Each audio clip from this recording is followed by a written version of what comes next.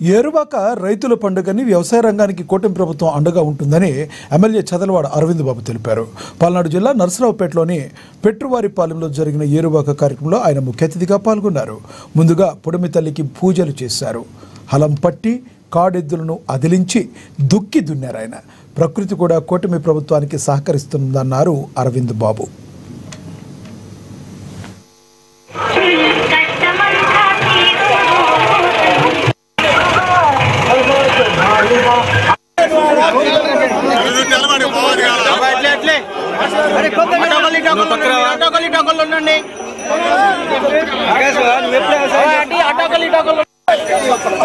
మరి రైతులకు పెద్ద పండుగ, మొట్టమొదటి పండుగ ఏరువాక పౌర్ణమి.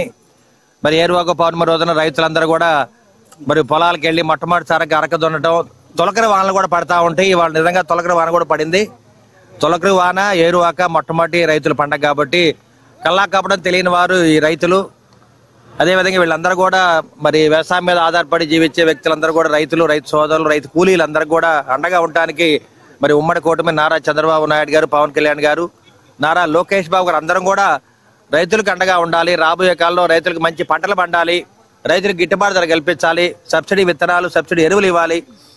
ఇవన్నీ కూడా మార్కెట్ యార్డ్ ద్వారా ఇవన్నీ కూడా చేయడానికి మరి ప్రభుత్వం సిద్ధంగా ఉంది. అందువల్ల సకాలంలో వర్షాలు పడుతున్నాయి.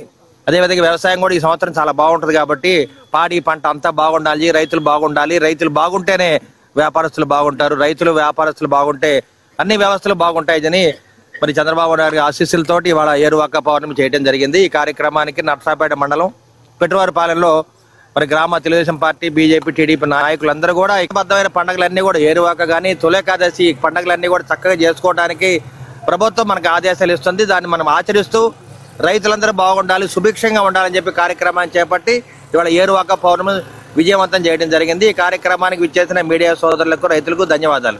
మరి రైతులకు